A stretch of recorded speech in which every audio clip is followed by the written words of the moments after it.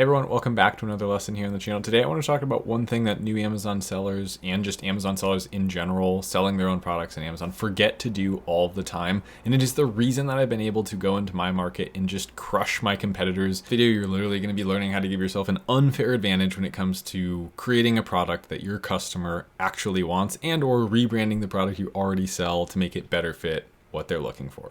Let's use the example of a bee suit. And those of you who watched my 7-day free challenge will be familiar with this, right? If you haven't, use first link in the description. And what all these sellers typically try and do is they try and compete on features. Okay, so if I were to make a new listing here, and you might think this way already right now, I'm gonna look at everything that's in this kit, and I'm gonna add 2 or 3 things, or I'm going to change a few things, and I'm gonna have a custom kit that currently doesn't exist. And typically sellers just think more, more, more. Just give this person more of the thing that they're buying, whether that's, accessory items or, this is a kit product, not a kit product, it's less price and more quantity of the, same good that they're buying. But rarely do we stop and think, who is my customer and why do they buy one or the other? You can go through the typical steps here that most, videos would talk about. You can go to the reviews and you can read what this customer is interested in.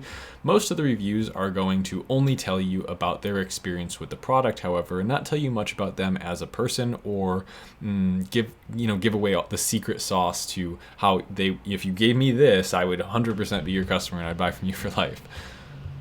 So it makes sense that sellers tend to compete on features because it's the feedback loop, right? It's just feature, feature, feature. Everyone's commenting about features. Our competitors are changing their features. There's one thing that you can do that I did to take $20,000 of my competitors' revenue away from them. Really, before I started selling, they had $36,000 in revenue. They now have $11,000 in revenue. We're the highest priced product in the market. I then took that pricing tier, and so it was between me or them for the customers on this search term. What I'm about to show you is how I actually made that happen, and it's kind of unconventional. A book by Ryan Daniel Moran called 12 Months to 1 Million, and one of the things he says in that book is figure out where your customers already hang out. Where do they talk? Where do they meet up? On social? Is it in groups? Is it in cafes? Is it, at events? Is it where do they meet up? Where do they hang out? Where do they communicate? And so I was just like, ding, let's go to Instagram and look up my market and start looking at the people that make up my market and or at least see the content that Instagram thinks someone who's interested in this market should see, right? It must be a good representation of my customers' interests and how they like to spend their time. Right off the bat, I start to see a design element that's got this like bright contrasting teal. There are bees on it. It's got 500 likes and a bunch of comments from people talking about how good they look. Anywhere on Amazon are there creative elements that look anything like that? And so we can just start, that's just one example by the way, but we can just start to go, hang on, the things that my customers like on social and where they hang out when they're not spending money is probably the things they truly like.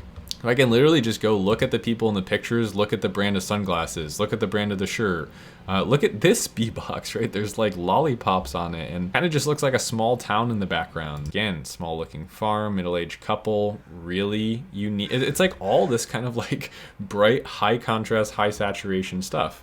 So literally go do this, by the way. You can, if you want. Go to Instagram, go to social media, go to different websites. I like Instagram the best because it's so visual, right? And just go see who are your customers and or the type of content that your customers like. Simple as that, right? Because the customer here is looking at this type of content. And pay attention to what's in the background, right? We always think foreground, we think, but what's over here? Okay, I'm seeing just in this case, it makes a lot of sense, right? There's farms, there's farmland, and there's maybe some equipment in the background. But what are the brands? What do the people look like? Are they kind of like, do they have a quirky style? Do they have an edgy style? One's great, right? Because we get another flannel, both blue jeans. Again, just nature, obviously, farm in the background, and a unique style of a like beekeeping hat. So then don't come over here and make it about the features again, because you'd be missing the point. Keep it about the customer and the things that, are meaningful to them and that they like, right? Okay, tattoos, floral. So it feels very fun, alive, naturistic to me. And then I come to Amazon and it is the generic royalty-free version of that, right? It doesn't speak to me the same way that when I saw those colorful boxes and some of those awesome photos that it hit me like. And so your customer, in this case, this customer probably feels a similar way. So I just spent hours doing this. I would just go look at what kind of brands, shirts, bands, tees, you know, anything I could get to work with.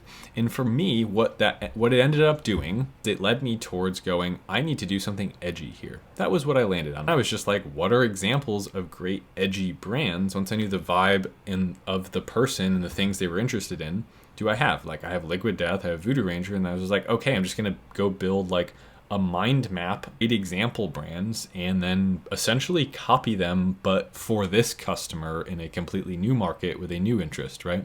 But the fonts, the placement, all of those things I could just use as blueprint. The way forward to like really crush it on Amazon and win on Amazon is leverage that understanding, right? Go become the brand who truly knows the most about your customer out of everyone on Amazon, and then create creative that proves it. Does that make sense? Like, prove it to your customer that they're understood. They come to your listing, they're like, this was made by someone who knows what they're doing. And like, there's almost that level where they're like, I see what they did there, right? I know this sounds a little like, what's the strategy here? Sometimes there's not really like a strategy. It's go do the raw hard work in the homework on the back end and then create great results. And that trick was useful for you. It was just the idea of like, we're going to go to Instagram and see who our customer is. Again, I go into this and many more things in depth in the 7-day completely free challenge, by the way, down below. If you ever have any questions, feel free to reach out to me. Love talking about this stuff. It's my passion. I actively am growing my own Amazon FBA brand. But anyway, thanks so much for being here, and I'll see you in the next video. Later.